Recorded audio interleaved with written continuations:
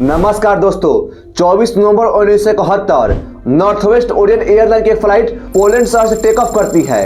ये बगल के सिएटल शहर में जा रही है। ये एक छोटी सी आधे घंटे की फ्लाइट थी। इस प्लेन में करीब 36 पैसेंजर थे और 6 क्रू मेंबर। इन सब लोग को ये बात पता नहीं था कि इन लोग के बीच एक प्लेन हाईजैकर भी मौजूद है।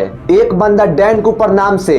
ये बंदा देखने में बिल्कुल एक बिजनेसमैन की तरह लगता है। काला सूट, व्हाइट शर्ट और इसकी उम्र करीब 40 से 45 साल होगी। ये सबसे पीछे वाली सीट 18E पर बैठता है। कूपर के पास से गुजरते हुए एक एयर होस्टेस को कूपर रोकता है, जिसका नाम था फ्लोरेंस शाफनर। उसको कूपर एक नोट देता है, लेकिन शाफनर को लगता है कि वह उसके साथ फ्लर्ट कर रहा है। शाफनर पर्ची अपनी जेब में रख लेती है। ऐसा करता देख कूपर कहता है, मिस आपको ये नोट पढ़ लेना चाहिए, मेरे पास बम है। उस नोट में साफ हैंडराइटिंग में लिखा हुआ था, miss I have a bomb in my briefcase and I want you to sit by me. Schaffner Cooper के बगल में आकर चुपचाप बैठ जाती है, लेकिन शाफनर को अभी भी यकीन नहीं था कि उसके पास बम है। फिर कूपर अपने ब्रीफकेस खोलकर सामने दिखाता है। कुछ लाल कलर के सिलेंडर्स, तारे और एक बड़ी सिलेंडर बैटरी ब्रीफकेस में रखी हुई थी। इसमें यह कोई शक नहीं था कि वह बम ही है। कूपर अपनी मांग एयर होस्टेस के सामने रखता है, मुझे $2 लाख चाहिए आज शाम 5 बजे तक, वो भी कैश में। ये सभी कैश को एक बैग में रख कर देना और साथ ही साथ 2 पीछे का पैरासूट और 2 आगे के पैरासूट चाहिए। और जब हम लैंड करें तो एक फ्यूल ट्रक तैयार रहना चाहिए इस प्लेन को रिफ्यूलिंग करने के लिए। और कुछ गलत चीजें ट्राई मत करना वरना पूरे हवाई जहाज को बम से उड़ा दूंगा। वह चुपचाप से प्लेन के कॉकपिट में जाती है और कूपर का दिया हुआ नोट पायलट को दिखाती है। एक दूसरी एयर होस्टेस टीना मकलो को भी ये बात बताई जाती है। वो अब जाकर कूपर की साइड में बैठ जाती है और ये दोनों एयर होस्टेस की वजह से कूपर और प्लेन के कॉकपिट के बीच कांटेक्ट मेंटेन रहता है। पायलट यह बात एयर ट्रैफिक कंट्रोल को बताते हैं और जल्द ही ये खबर एयरलाइन के प्रेसिडेंट डोनाल्ड नाइबो को बताई जाती है। वो यहाँ पर एक डिसीजन लेते हैं, कहते हैं कि कूपर को लेकर फुल कॉम्प्लेक्स दिखाई जाए। जो ये हाईजैकर कह रहा है हम उसकी सारी डिमांड को पूरा करेंगे। FBI से संपर्क करके सिएटल के एक बैंक से बात करने लगते हैं पैसा इंतजाम करने के लिए। लेकिन आपके मन में एक दूसरा सवाल जरूर आ रहा होगा, आखिर एयरलाइन के प्रेसिडेंट ने इतना बड़ा फैसला क्यों लिया कि ये हाईजैकर के साथ संपर्क किया जाए। इसके पीछे सिर्फ एक कारण था, रिपुटेशन। एयरलाइन के प्रेसिडेंट ये नहीं चाहते थे कि ये खबर पूरी दुनिया को पता चले, इसकी वजह से इनकी कंपनी का नुकसान हो। इसलिए इस मुद्दे को दबाए रखने के लिए एयरलाइन के प्रेसिडेंट हाईजैकर का डिमांड को पूरा करने के लिए मान जाते हैं। पैसा ज्यादा था इसलिए थोड़ा टाइम लगता पैसा इंतजाम करने के लिए, लेकिन ये फ्लाइट सिर्फ आधे घंटे की थी। तो पायलट को कहा जाता है कि प्लेन को नीचे उतारने के बजाय हवा में गोल गोल घुमाते रहो सिएटल के पास, जब तक हम पैसा का इंतजाम नहीं कर लेते। ये आधे घंटे की फ्लाइट अब धीरे धीरे 3 घंटे की बन जाती है। पैसेंजर इस बात से भी अनजान थे कि यहाँ पे क्या हो रहा है। पायलट यहाँ पर पैसेंजर को बताते हैं कि कुछ टेक्निकल इश्यू की वजह से हम प्लेन को डिले कर रहे हैं। सबको यही लगता है। फाइनली शाम को 5:46 पर प्लेन सिएटल के एयरपोर्ट पर लैंड करती है। कूपर के इंस्ट्रक्शन के अनुसार प्लेन को मेन टर्मिनल के बिल्डिंग से दूर पार्क किया जाता है। सिर्फ एक एयरलाइन के रिप्रेजेंटेटिव प्लेन के पास आता है पैसे का बैग और पैरासूट लेकर। जब 4 पैरासूट और $2 लाख से भरा बैग कूपर को दे दिया गया तब कूपर ने इजाजत दी कि सभी पैसेंजर और फ्लाइट अटेंडेंट और प्लेन को छोड़कर जा सकते हैं, सिवाय टीना मकलो के। इस हवाई जहाज को इसके बाद रिफ्यूल किया जाता है और ये फ्लाइट दोबारा से उड़ान भरती है। इस प्लेन में पायलट, को पायलट और एयर होस्टेस टीना मकलो को रोक लिया जाता है।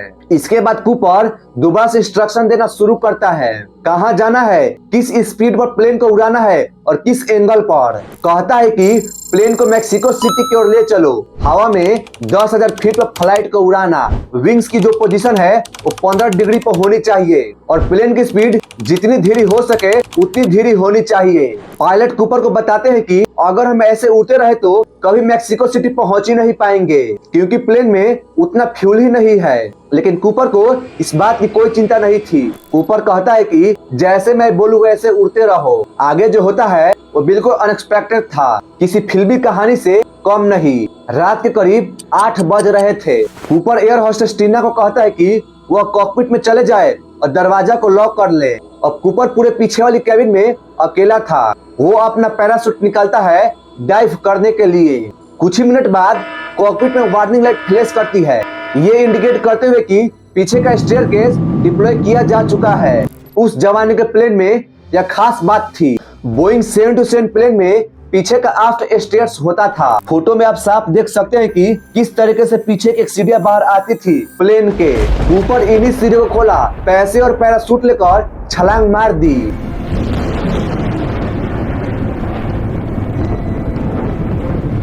शाम के 8:13 पर पायलट ने नोटिस किया कि प्लेन के पीछे वाला हिस्सा अचानक से ऊपर की तरफ टिल्ट कर गया। इसके बाद पायलट ने नेवेडा के शहर रेनो में प्लेन को लैंड करवा देते हैं। फिर पुलिस पूरी प्लेन की छानबीन करती है, लेकिन उनको वहाँ कुछ भी नहीं मिला, सिर्फ एक टाई को छोड़ के जो कूपर का था, जिस पर क्लिप लगी हुई थी, और कुछ पैराशूट के फटे हुए हिस्से जिसको कूपर ने यूज किया था अपने पैसे के बैग को ढकने के लिए। लेकिन वो सूटकेस, पैसे का बैग और पैराशूट सब गायब था कूपर की तरह। उस दिन से FBI इन्वेस्टिगेशन शुरू करती है कूपर को ढूंढने के लिए, लेकिन कूपर का कोई नामो निशान नहीं मिला। ये खोज पूरी 45 सालों तक चलता है। 2016 में इसे ऑफिशियली खत्म किया जाता है, लेकिन बहुत से सवाल अभी भी अधूरे पड़े हैं आज तक के इतिहास का। ये एक ऐसा हाईजैक है जिसे आज तक कोई सॉल्व नहीं कर पाया। FBI के one of the greatest mystery, आखिर कूपर कौन था और उसके साथ आगे क्या हुआ?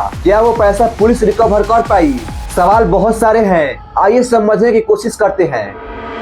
अगले दिन ये खबर पूरी दुनिया में फैल जाती है, लेकिन यहाँ पर एक इंटरेस्टिंग बात है दोस्तों। DB कूपर, जैसे आपको शुरू में बताया था, उस बंदे का असल में नाम डैन कूपर था, लेकिन आज के समय में ज्यादातर लोग मिस्ट्री ऑफ कूपर कहकर पुकारते हैं।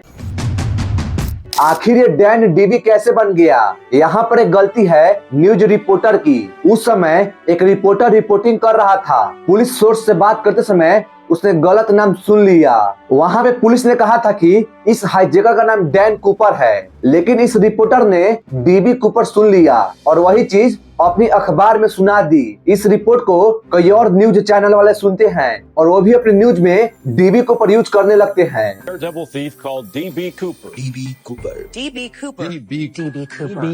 और कुछ इस तरह से इस हाईजैकर का नाम ही बदल जाता है। साइकोलॉजी में इस फिनोमिना को एंचॉनिंग कहते हैं। मैंने आपको वीडियो के स्टार्टिंग में बताया था कि कूपर पैसा लेकर कूद गया था, लेकिन आपके भी मन में एक बात जरूर खटक रही होगी, आखिर कूपर गया कहाँ और इसे पुलिस और FBI की टीम खोजी क्यों नहीं? लेकिन चिंता की बात नहीं है दोस्तों। FBI के इन्वेस्टिगेशन से पता चलता है कि जब कूपर प्लेन से कूदा था उस समय प्लेन की लोकेशन थी वाशिंगटन जंगल। फिर FBI की टीम ने वाशिंगटन की जंगलों में खोज करना शुरू कर दी, लेकिन उनको वहां कुछ भी नहीं मिला। फिर इस घटना के 8 साल बाद साल 1980 में कोलंबिया नदी के तट पर एक बंदा रेत में खेल रहा था। उसको रेत में दबे कुछ $20 के नोट की गड्डी मिली। जब उस नोट का सीरियल नंबर पता किया गया तो वह नोट वही थे जो उस दिन कूपर को दिया गया था। DB Cooper, the first break in the only unsolved airplane hijacking in United States history, came on a Columbia River beach. An 8-year-old boy dug up the shreds of $3,000 on Sunday. फिर वहाँ के आसपास के जंगलों में छानबीन करना शुरू कर दी गई, लेकिन कूपर के रिलेटेड और कोई सबूत नहीं मिला। लेकिन यहाँ पर एक सोचने वाली बात है दोस्तों, आखिर कूपर गया कहाँ? क्या वह उस रात बच गया था या फिर मर गया? ये बात आज तक किसी को पता नहीं चली। इसके बाद टेक्नोलॉजी और एडवांस हुई। कूपर के द्वारा छोड़ा गया एक टाई को जब साल 2009 में एक रिसर्चर टीम रिसर्च करने लगी तो उन्हें टाई पर कुछ छोटे छोटे एल्युमिनियम और टाइटेनियम के कण मिले। थोड़ा सा पीछे चलते हैं दोस्तों। साल 1971 में टाइटेनियम को बहुत रेयर माना जाता था। इसका इस्तेमाल सिर्फ हाईटेक मिलिट्री प्रोजेक्ट और केमिकल प्लांट्स में होता था। इससे यह साबित हो गया कि कूपर कोई साधारण चोर नहीं था, वो एक इंजीनियर था या फिर मेटल वर्कर था। शायद बोइंग कंपनी का ही कोई कर्मचारी हो जिसे प्लेन के हर एक डिजाइन की अच्छे से नॉलेज थी। The periodical table of clues, say scientists, suggests Cooper had access to a manufacturing company that made airplanes, like the one he jumped from. Perhaps a company with a connection to... FBI ने Richard मैक्क्यू और कई और लोगों पर शक किया, जिसने 5 महीने बाद कूपर की तरह ही एक प्लेन को हाईजैक किया था, लेकिन कोई सबूत नहीं मिला। आखिरकार जुलाई 2016 में FBI ने हार मान ली और इस केस को बंद कर दिया। आज जितने सालों बाद भी वही सवाल है, आखिर ये ब्लैक सूट वाला आदमी कौन था जो इतने परफेक्ट तरीके से इस काम को अंजाम दिया। अब आप लोग कमेंट में बताइए दोस्तों कि कूपर उस रात बच गया होगा या फिर मर गया होगा। और ऐसे ही वीडियो देखने के लिए सोच है को सब्सक्राइब जरूर करें। तब से मिलते हैं अगले नेक्स्ट वीडियो में, तब तक के लिए जय हिंद।